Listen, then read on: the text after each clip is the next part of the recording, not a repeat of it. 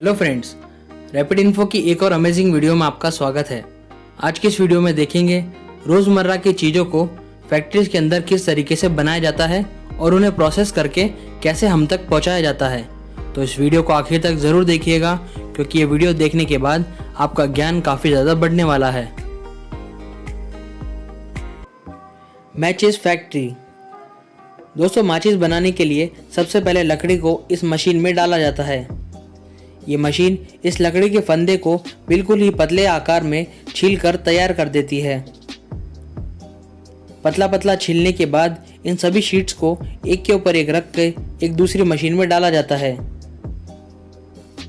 जहां पर यह मशीन माचिस के आकार की कटिंग कर देती है। एक बार कटिंग हो जाने के बाद इन सभी माचिसों को दूसरी मशीन में डालकर अपने साइज के अनुसार अलग अलग छांट कर रख लिया जाता है।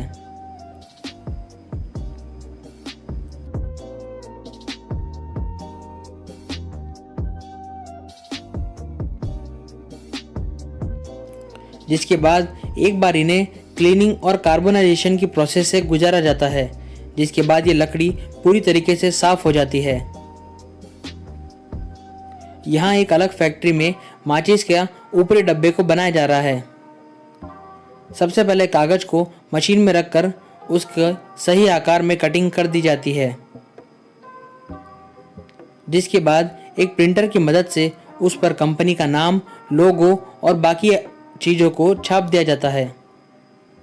यहाँ मशीनें काफ़ी तेज रफ्तार में काम कर रही है, जो कि हर मिनट कई सौ डब्बों की लेमिनेशन के साथ साथ प्रिंटिंग करती जा रही है।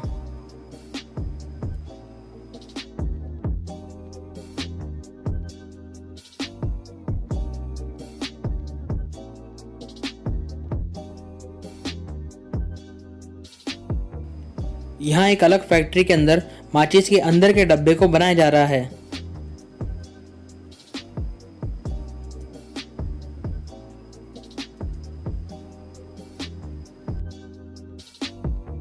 इसके बाद लकड़ी के टुकड़ों के ऊपर फास्फोरस सल्फाइड नाम का केमिकल लगाया जाता है, जिसकी मदद से ही वो ज्वलनशील बनता है।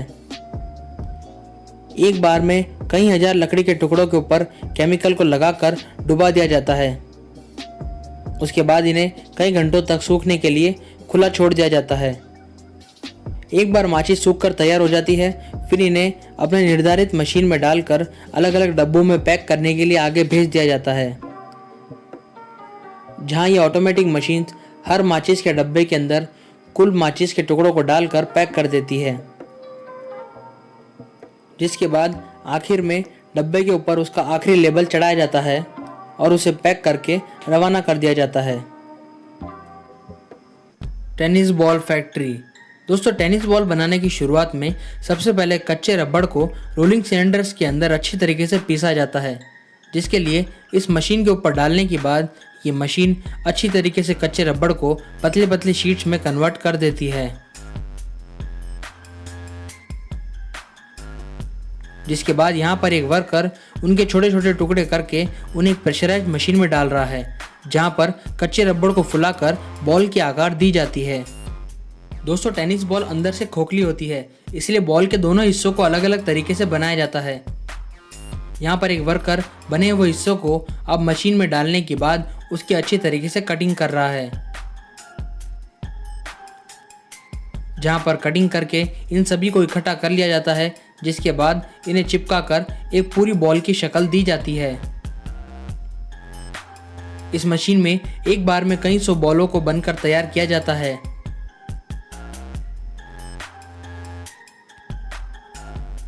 अगले हिस्से में बॉल के ऊपर उसका ग्रीन कलर देने के लिए सूती कपड़े या फिर वुलन कपड़े का इस्तेमाल किया जाता है। एक खास आकार में बॉल के ऊपर डिजाइन बनाने के लिए सबसे पहले उसकी कटिंग की जाती है।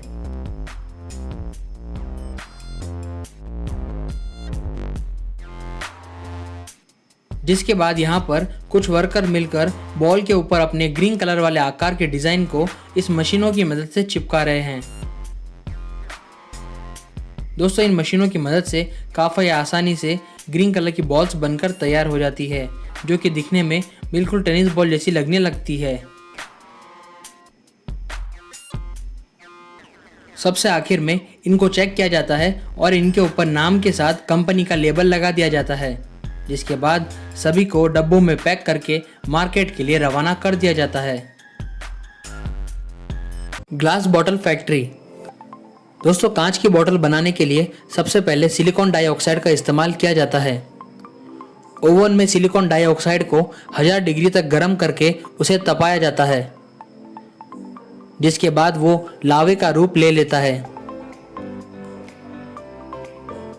कांच की बोतल बनाने के लिए लावे को काट कर अलग अलग मशीन के अंदर डाला जाता है।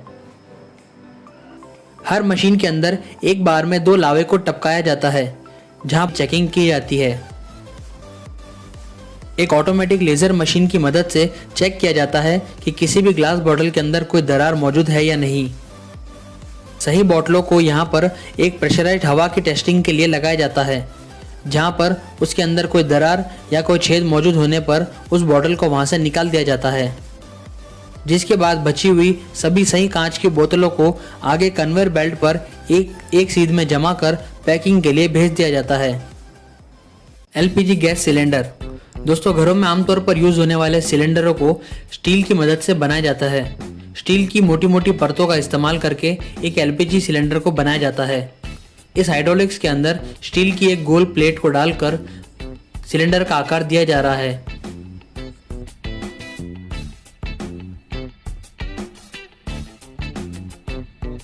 एलपीजी गैस सिलेंडर काफी ताकतवर होने चाहिए, इसलिए उन्हें 2 से 3 चरणों के अंदर अच्छी तरीके से बनाया जाता है। इस हाइड्रोलिक के अंदर सिलेंडर के ऊपरी और निचले हिस्से को बनाया जा रहा है।